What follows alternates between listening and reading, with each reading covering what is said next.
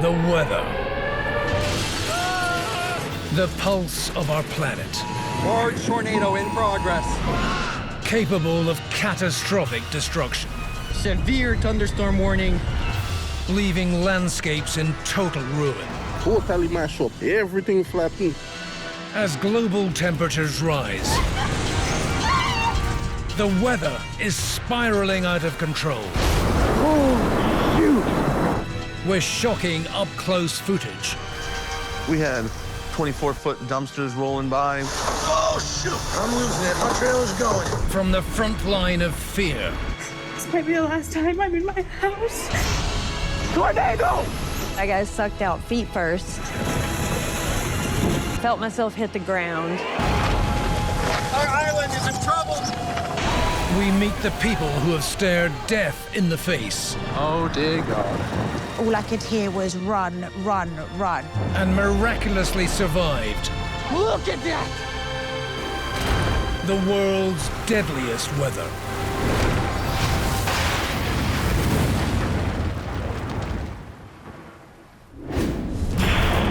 Coming up. Turkey and Syria are slammed by powerful earthquakes that tumble tower blocks, trapping terrified townspeople in the rubble. Fakat dar bir alana sıkışmıştım. As rescuers race against time and relentless aftershocks. A devastating deluge hit Stockport in the UK. Oh my God. Leaving homes submerged and turning roads into rivers as residents scramble to safety. I was thinking, I'm trapped. How are we going to get out? Oh my gosh, get out of here.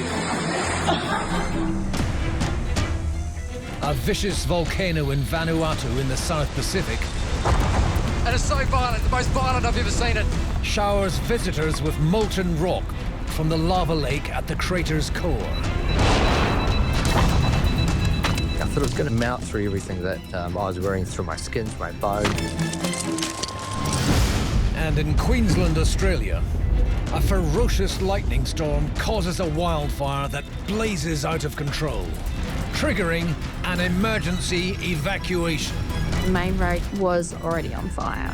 Can we drive through here? No.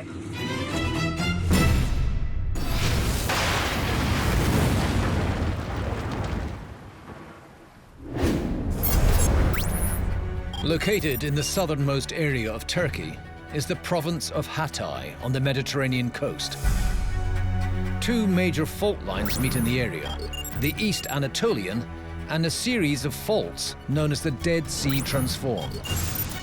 Faults are really the boundary lines between tectonic plates. And so in this case, it's a strike-slip fault where you have two adjacent plates moving in opposite directions. Now, you might think that you could actually see these plates slowly moving over time, but you don't really see that. In fact, even from a satellite view, the plate's motion looks indetectable, but it's building up tension and building up all that stress until there's a sudden slip, and all of a sudden an earthquake happens, releasing all of that tension.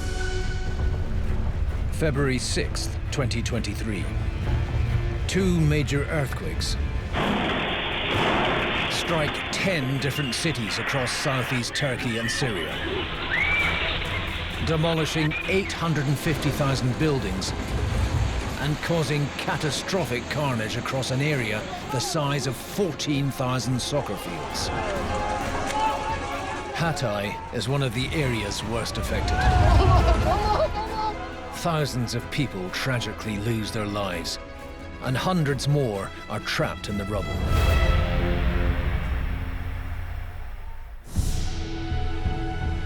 Hatay City is home to police officer and father of two, Serdal Bingal. Hatay benim için çok önemli bir şehir. Hatay'ı çok seviyorum.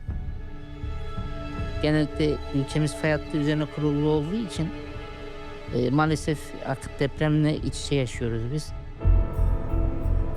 It's the early hours of February 6th, 2023, and Serdal is staying overnight with his friend's grandmother to help with her care, alongside a night nurse in an apartment block in central Hatay.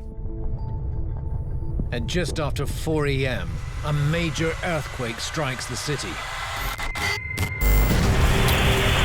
measuring a massive 7.8 on the Richter scale, one of the most severe magnitudes possible.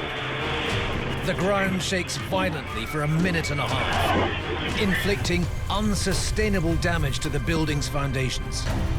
Ve birden deprem meydana geldi. Yastık kadayıf diye bina büküldüğü için beton, beton, beton, beton, beton, beton. Tüm bina yıkıldı falan. Baskı yaptı. Karanlık olması nedeniyle zifiri karanlık vardı. Yani ilk göz gözü görmüyordu. Yanındaki bakıcısının hanımefendinin iniltileri vardı bir yandan. Çok bağırıyor, çok acı çekiyordu. Bir de arada şey var, kolon vardı. Yani tamamen şey oldu. Zaten, bel altı, bacak bölgelerinde müthiş zararlar oluşmuş zaten o şey var. Ama ben o acıyı çok umurumda değil. Umursamadım da. Belimin üst kısmında hayati organlarıma falan herhangi bir şey gelmedi. Fakat dar bir alana sıkışmıştım. As daylight breaks, an unimaginable scale of destruction is revealed. Hundreds of buildings in the city have collapsed, killing or trapping hundreds of thousands of people. Turkish authorities are overwhelmed and request urgent international aid. In the UK, Jim Screech and Sarah Mimnar are part of the international search and rescue team known as UK ISAR. UK ISAR is a combination of 14 fire and rescue services from across the country with specialists in urban search and rescue. We have chainsaw operators, hot cutters, rope technicians, search experts, canine handlers. We have a medical team, command and control element, logistics, and a base of operations team. Over the next few hours, Turkey experiences another earthquake and hundreds of aftershocks. More and more buildings collapse, burying people even deeper in the rubble. Biz de ister istemez o ikinci deprem, mesela artçıların hepsinde tak tak tak geri kalkıyordu, tekrar baskı yapıyordu bize. Kalkıyordu.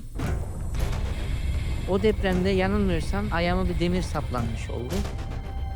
In the Turkey earthquake, we had over 30,000 aftershocks. So many of these are really small and not well detectable, but the first big aftershock after the first earthquake was just 9 hours later with a 7.5 magnitude aftershock. That's almost as big as the original earthquake. So these aftershocks can have tremendous impacts because a lot of buildings have already been compromised. They have cracks in them, they're very unstable, and even just a moderate amount of shaking from an aftershock can cause more buildings to collapse. O an ilk etapta ölmememiz bizim için bir mucizeydi ve insanı bu tarz mucizeler umutlandırıyor ve umutları yaşatmaya devam ediyor insanı yaşaması için. Korku şöyle bir şey, insan o dönem o tarz şeyde kendinden ziyade yakınlarını düşünüyor. Kızım ve oğlumu düşünüyordum ve de beklemeye başladım. As Serdal and others wait for help, the UK ISAR team arrive in Turkey. But nothing could prepare them for what they're about to walk into.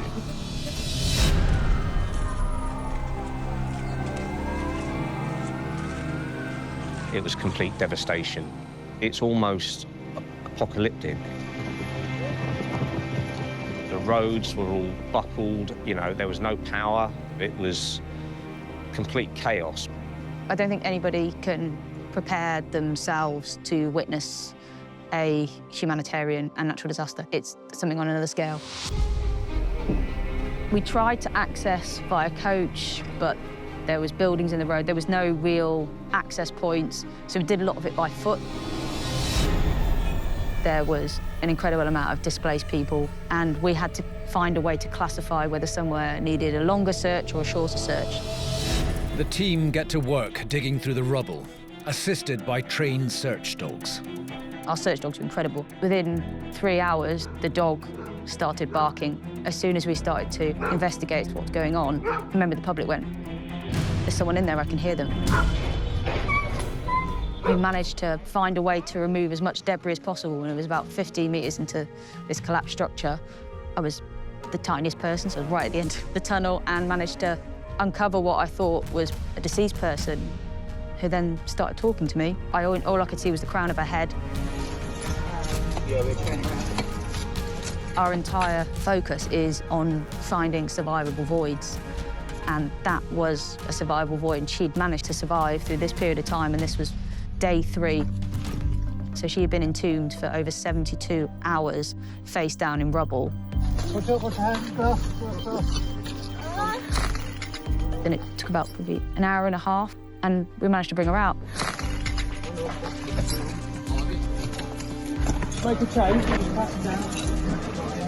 We realised that those survival voids had a lot of hope. That was massive for the team on the ground.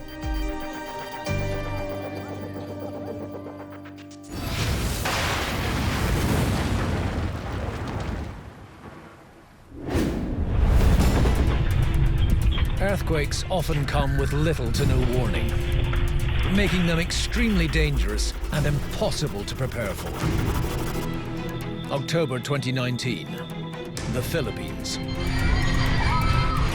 An earthquake measuring 6.6 on the Richter scale strikes General Santos City, violently shaking this office block and terrifying the workers within. As the frantic employees try to make their escape, overhead lighting fixtures are flung about furiously, and desk drawers are forced open. No one in this office was injured, but hundreds were hurt across the city. All too often, earthquakes can catch people off guard.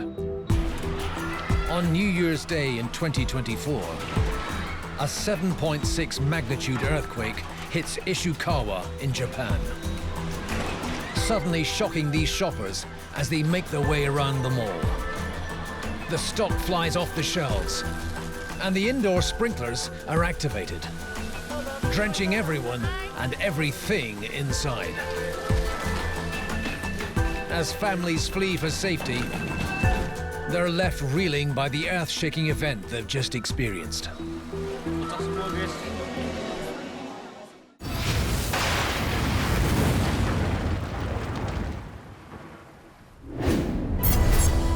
The town of Stockport in Greater Manchester in northwest England was once famed for its hat-making industry. Now, many of the old mill buildings have been converted into modern apartments, like Meadow Mill on the banks of the River Tame, home to media creator Hannah Connaughton. I've lived in Meadow Mill for just over a year. It's a really beautiful place to live, really nice location, and the community there is amazing. I live on the 4th floor with my boyfriend Jackson. It's our first home together, and we really enjoy living together so far. Living on the 1st floor of the same building is fellow resident Tia Erenos. It's a lovely place to live, very spacious. We've got this lovely river down the back of us, which is really nice to walk your dog on and just get a break from the city life. But on New Year's Day in 2025, the river burst its banks following a period of heavy rainfall. A deluge of water and sewage floods the entire area. Hello. Destroying apartments and trapping residents inside. Oh my gosh, get me out of here.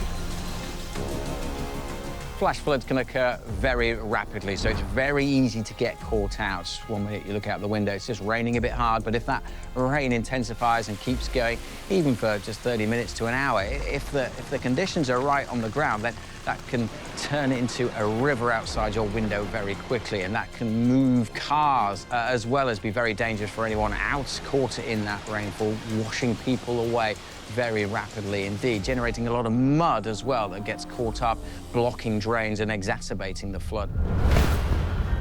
New Year's Eve 2024. Both Hannah and Tia have decided to stay at home and celebrate at Meadow Mill. We had everyone round, had my girlfriend and her family round, so that was loads of fun. We opened a bottle of wine and just watched the fireworks out of my window. We noticed that it was raining very heavily and there were some big puddles starting to form. It never once crossed my mind what we would wake up to the next day. I woke up to the sound of car alarms, which I thought was a bit strange, so I decided to check my phone to see what was going on, and I saw a few texts from the group chat of the residents that I'm in. Tons of messages from friends and family that they said, "You need to check outside, is everything okay?" So I jumped up out of bed. You can't see a single thing. It's pitch black, we have absolutely no power. And I looked out my window and saw 6 foot of dirty, murky river water.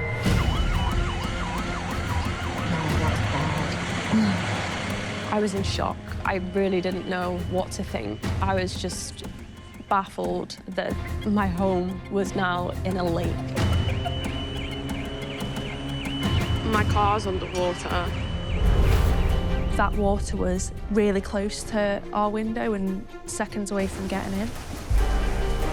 It was really deep. The van was floating. We just couldn't believe it. We walked up and down the corridor trying to see if we could find anyone to talk to. The building was really quiet and pitch black because all the electric had gone. We walked to the stairs and noticed that there was a layer of water on the stairs coming up, and that's when we realised that it wasn't just the outside that were flooded. It was just instant shock and panic. How are we going to get out of here? No one can come up or down the stairs. The entire ground floor was pretty much submerged. And I looked down below me and there was firemen passing water up a string to someone on the first floor, so they obviously couldn't gain entry to the building. So I was panicking, thinking, I'm trapped. How are we going to get out? But more help is on the way. A specialist team are alerted at nearby Kinder Mountain Rescue. One of the team is swift water rescue technician Carl Tiffany. More and more information was coming through. We actually realised how major this flooding event was. We were told that there was approximately 500 people in the mill that would need evacuating. The scene was quite shocking, partly because of the height of the water, pretty much shoulder height if you was to wade through it, and also the smell and the colour of the water. It was dirty, industrial, there was quite a lot of sewage. There's been an oil spill somewhere, I'm guessing one of the cars. I was instantly thinking, how on earth are we going to get these people out of the mill safely?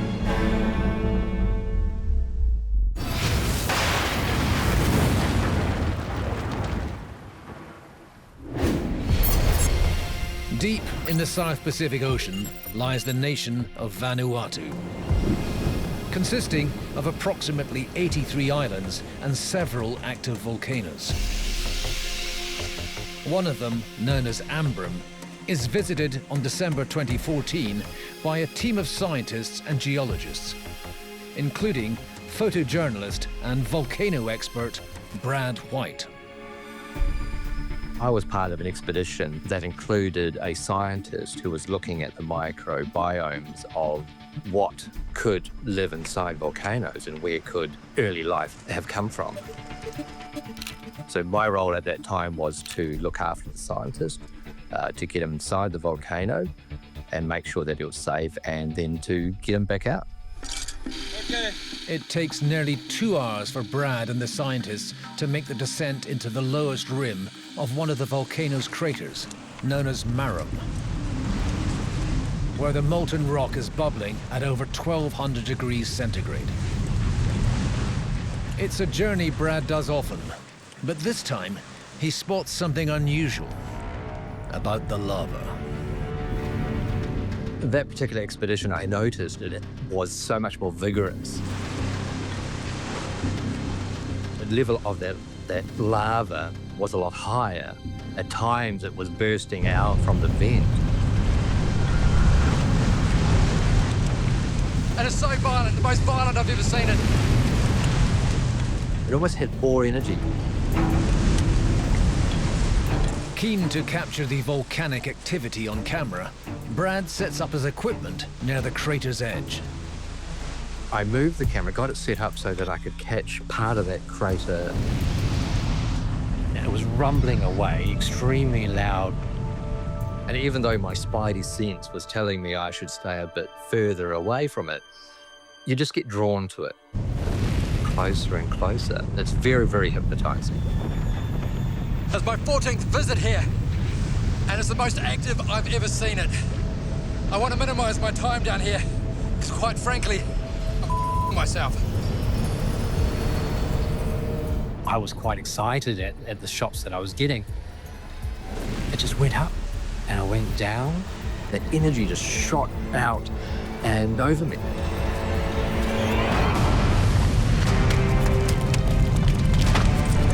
And it was enough time to think, this is going to hurt.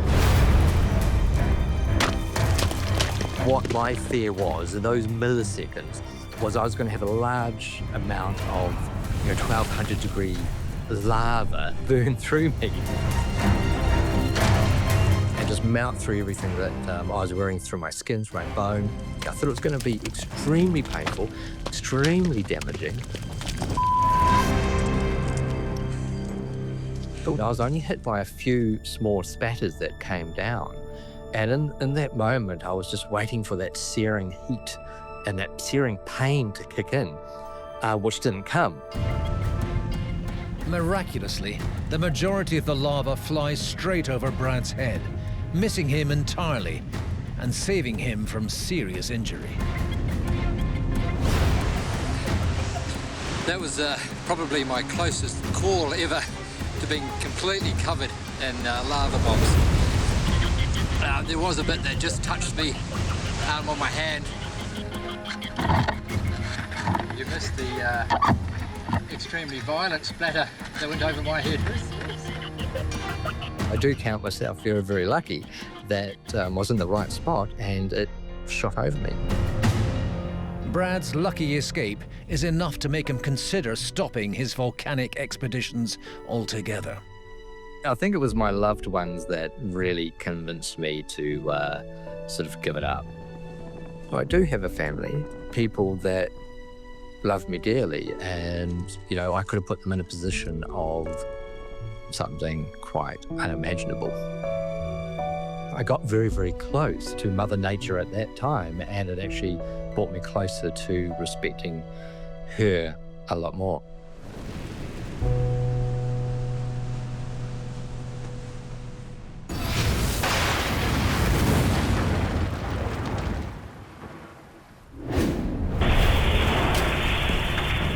In Turkey, 2 massive earthquakes have hit 10 major cities, demolishing 850,000 buildings and trapping hundreds of thousands of people in the rubble. One of them is father of 2, Serdal Bingal, buried in the rubble of an apartment block, alongside a woman who was caring for his friend's grandmother. Yani duyduğumuz şuydu. Ama bizim kimsenin duyma şansı olduğunu düşünmüyorum. Beton, beton, beton. Bu şekilde üst olduğu için ses olmuyordu. The British Search and Rescue Team, UK ISAR, have flown in to help find survivors. We got intelligence that someone was trapped within a building. We are going to assess a site of the Turkish Search and Rescue Team. It had been a pancake collapse, so the layers had come down and then stopped at a certain point. We were getting aftershocks constantly while we were there. So before we can commit people into that structure, we need to be as safe as we can. Her sesin bir cevap buluyor yani. İşte bize soru soruyorlar. Kaçıncı kattasınız? 1. kattaysanız 2 defa vurun, değilseniz 1 defa vurun. Entry point into this collapsed building. Went in through this building. We narrowed it down to one area which was giving us the most clear communication. We then focused our efforts and started trying to dig in and get to the casualty. Engineers checked this building out, took joints down, The young lady's trapped on the second floor. You can see the extent of the collapse at the back. She's looking next door. It's quite open at the back and narrows like a wedge all the way to the front. There was a lot of thick concrete that we had to break through initially. Separate entry point. Score in. The translator will come up, reassure the casualty that we're making progress. And reaching into the next building. We got into the compartment where we could start digging with small hand tools. Kardeşimin eforu kadar da yüke aysır çalışma yaptı. Yani burada o depremler olurken, devam ederken oraya girip bu şekilde çalışma yapanlarsa yani interesting yani çok efsane bir şey yani.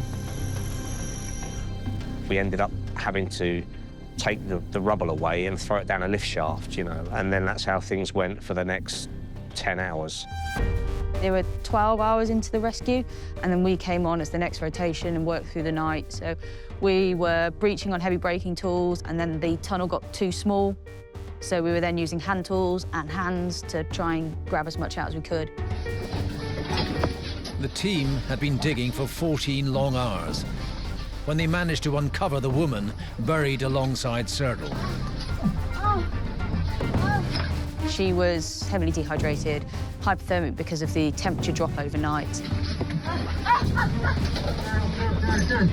But she was actually able to extricate herself, so she actually started climbing down the tunnel.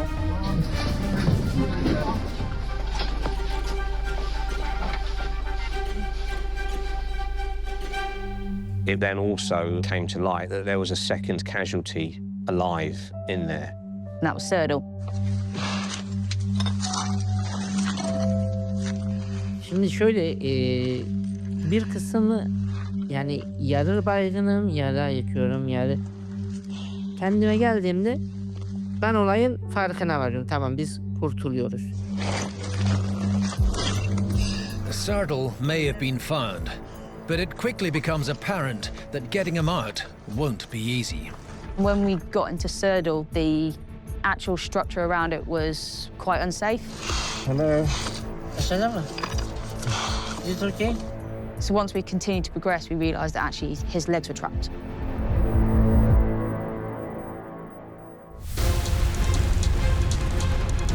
October 2023. An epic lightning strike causes a deadly wildfire to tear across parts of Queensland, Australia. Here's the fire here, it's already at the oval. How can we drive through here? Forcing residents into an emergency evacuation. No. Okay, we're going to have to go back. Wollongara, on the border of Queensland and New South Wales, is a rural community that's home to Rhiann McMahon and her husband Paul. Wollongara is a very small community. There's about 400 people. Everyone's close-knit, and it's a lovely place to live. We have sheep and goats and cows and vegetables and things, so it's a totally different world.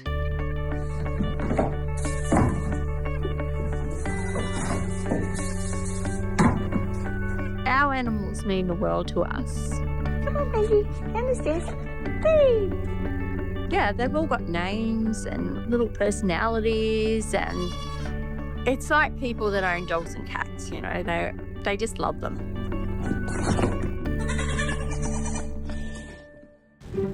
But on October 31st, a local bushfire threatened to change everything. My day started as a normal day. I was out feeding animals. I first saw smoke a few days before it came to Wollongara. It doesn't matter what direction I look in. It's just smoke and just fires. The fire started because of electrical storms. There was lots of lightning strikes, lots of little fires. I think everyone in the town was on edge because nobody really knew what was going on, and we were relying on fire and rescue to be informed on what we had to do. Tenterfield has some big fires going on. I can see two helicopters right now just going past. The national park behind us is now on fire. And it goes right around. I don't know if you can see it, there's a helicopter just there. We didn't think that the fire was going to come to the town. And then all of a sudden it did, and it happened in a matter of hours. Wildfires thrive in conditions where it's very hot, the air is dry, and there's vegetation around to just be lit, whether that's human cause or by lightning. Lightning strikes the highest point on the land, and if it's an electrical storm and the land below is very dry and it's full of vegetation, which is dry, that causes wildfires. So yeah, we're hoping that we should be all right. I've got that app, I'm keeping an eye on it. But the funny thing is the bloody wind keeps changing. And then we got an evacuation alert. There was no time for any of the residents to do much. Before we left our property, we could see the flames. We could see the colour of the sky was like an orange-brown. It had a real eerie feel about it. And we didn't know what to do with the animals, but we grabbed our baby goats because they were only little then. Coming? Good girl, Betty. I thought that we would lose our house because it was headed straight for our farm, and we'd left behind our sheep and our cows. Come on, Betty. Here you go. Good boy. And we've already got baby Dora. Okay. Everybody hang on. Let's go. And we left and we headed into town as we were told to do. It's 2:15. And we're evacuating Wollongara. The fire has already come into the township. And it's at the Oval, across the railway line. So it's me and Paul and grabbed our goats. We found out that the main road that we normally use to leave Wollongara was already on fire. Visibility was next to nothing. And of course we had our little goats in the car and they were bellowing and crying. It's okay. We'll get you out. It's okay. The moment we decided to turn around was when we couldn't see. All that was in front of us was a big wall of red, and we just weren't going to drive through there. So here's the fire here. It's already at the Oval. But can we drive through here? No. So we turned around and we came back to go through the back way. All right, we've had to come back into Wollongara. We're going to go park down in the post office. There seems to be a few people and the police there. So we're just going to go and get some advice. I think that's when I started getting a bit emotional because I knew that the fire was headed towards our home and our animals. And we were just all hoping that our homes would be okay and the friends of our homes would be okay. Eventually, Queensland Fire Department and local volunteers in the Rural Fire Service managed to get the blaze under control. The fire finally passed through Wollongara. The fire brigade had taken control of it, so they were winning. And then we were told that it was safe for us to go home. You see all the red in the trees and on the ground where the planes have been dropping all the fire retardant. The fires destroyed hundreds of thousands of hectares of land. And Wollongara was forever changed by the incident. Driving back and seeing so much damage, it was really sad. And driving around seeing people that we know that had lost their homes. Yeah, it was quite traumatic. Jesus, come close. Look at that, right up to that lady's fence line. still burning. There were houses that were totally lost. Looks like they've got it out. It's gone. It's cleaned out their gully. There was quite a lot of damage done. By the time we got back to our little farm, we could see that actually nothing had been touched. So we were so lucky. I think the feeling is really grateful to the fire and rescue and all the volunteers that saved the town.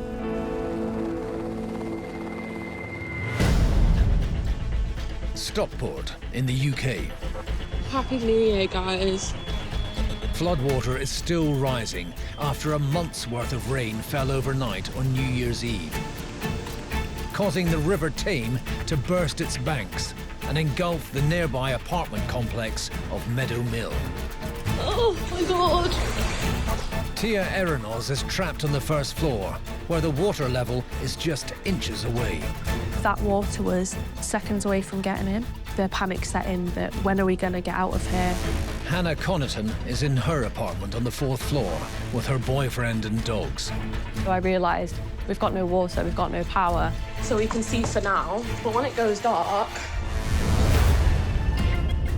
Our apartment has no gas, we had no heating, and it was the start of January and it was very, very cold, so we were worried how long we were going to be stuck in those conditions. Emergency crews are attempting to evacuate all 500 of the building's residents. One of the crew members is swiftwater rescue specialist Carl Tiffany from Kinder Mountain Rescue. Evacuating 500 people is no mean feat. Our first job was to search the Meadow Mill car park for any missing or trapped people. Hello? We had to wade through the water using wading poles to check for any hazards that might be under the water. Just watch that bubbling drain if you go through. Manhole covers that have lifted, industrial equipment might be live with electricity. OK. It was a pretty dangerous time. After several hours, the water starts to recede. I'm guessing they are going to start getting people out now because we've got all the right people and the water has gone down to somewhat of a safer level. We looked out the window and there was mountain rescue crew coming in. The floodwater receded enough so that we could get in through the front door. Conditions inside were pretty bleak. There was no electricity. It was dark and also pretty cold. Where the water level's been. We could see the original height of the floodwater was around 7 foot. Are we going to man this with people spaced out and let them walk from person to person? I think that's the best idea. In addition to the lack of power, the residents and emergency crews face another challenge. It was going to start getting dark, and in the corridors there was no lighting, so it was already dark because there's no windows. With just 2 hours until sunset, the pressure is on for the emergency crews to evacuate all 500 residents trapped in the building before nightfall. So we was the first people to be evacuated. Roger, I've got 4 residents who've been out and a dog, a very good dog at that. We took a step into the water, it was absolutely freezing and so murky. Oh my gosh, get me out of here. The smell was vile. I started gagging. Ooh, this is unbelievable. Go straight up. Okay, the pipe on the right hand side, stay left. I honestly felt like I was in a horror movie. It was disgusting. Oh my God. Oh. We were told that it was sewage water. Oh God, it's... The fire crews had set up pumps to start pumping the water out through the lower stairwell. Thank you. Thank you so much. Thank you. Thank you. When we got out of the building, there was a mountain rescue crew there with a little blow-up bath with soapy water and a hose to disinfect us. I was so impressed with how the emergency services dealt with it. They got us out so safely and so quickly. We're all out safe and sound. You all right, Ollie? The relief when we all got outside was immense. You can't describe a feeling like it. Thank you, guys. Oh, bloody hell. What a day. Hundreds of people were displaced after the New Year's floods at Meadow Mill and forced to find temporary accommodation. It was 20 days before the cleanup operation was complete and residents could return to the building. Hannah and Tia were able to stay with family members, but the experience has left a lasting impression. Just didn't expect 2025 to start like that. It was the most terrifying thing that I'd ever been through, and I hope it's onwards and upwards from now.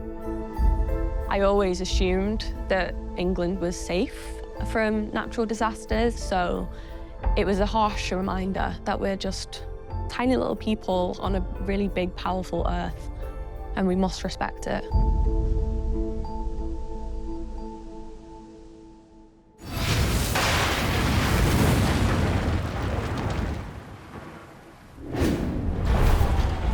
It's now the 5th day that Serdal has been trapped beneath several tons of rubble in Turkey, after a series of earthquakes collapsed the building he was sleeping in.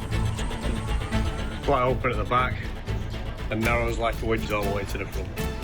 The UK International Search and Rescue Team, known as UK ISAR, are struggling to remove Serdal because his legs are stuck beneath a heavy iron bar.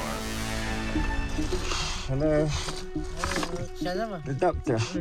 We realised that actually his legs were trapped. So our focus is what we can do to mitigate any further risk to them. Is it okay? Okay, yeah, we're okay. So we then spent a lot of time in a very, very small space trying to remove that, dig underneath him, find a way to release his legs. Yani müthiş çalışıyorlar. O enkaza, o dar alanda çalışmalar. Hatta benim ayağımı kurtarmak için 6 saat uğraştılar. And once we got to a point where we could release him, the next part of it is bringing in the whole team to find a way to remove him. Beni kucağında sedyeye biri yerleştirdi. Bir hanımefendi yerleştirdi. Hatta 1, 2, 3, 4. There's only room for one person at the front, one at the back. So one pulling, one pushing. We were able to find a way to get him out. Alex, you can go and set up the speed and determination, get pelvic fit ready. We actually got to have a conversation with him. He showed us his family. You don't get to see that. You don't see the other side of the people that you rescue normally. So yeah, very lucky to see that actually all that work that the team did, those kids got that back. So yeah, that's brilliant. Hastaneye gidene kadar hastaneye gittim. Yeni bir aşama başlamış oldu. Over 15 million people were impacted by the earthquakes in Turkey, the strongest in the area for 80 years. 130,000 people were injured, and over 55,000 lives were tragically lost, making the earthquakes the deadliest in a century. The power of Mother Nature, what can we do against that? Absolutely nothing. So, all we can do is just keep training, keep preparing. It's an experience that I don't think anyone should ever have to experience. I'm proud to be part of UK ISAR. I'm proud to have worked with that team. UK ISAR, onları çok seviyoruz. Sadece ben değil, ailem de çok seviyor. Onlara her zaman biz borçluyuz. Bana göre fantastik insanlar ve ömrüm yettikçe UK ISAR burada olacak. People can underestimate the power of Mother Nature. Earthquakes can be incredibly deadly. Mother Nature knows no boundaries and knows no mercy.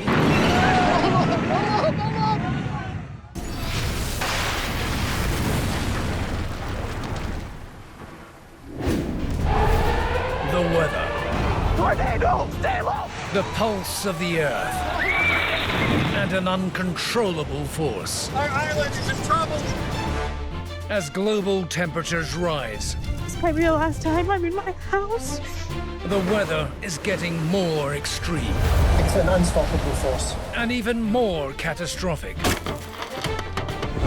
It's the most active I've ever seen it. With devastating consequence. You better go! It's coming! proving once again that we are no match for the world's deadliest weather. Oh, dear God.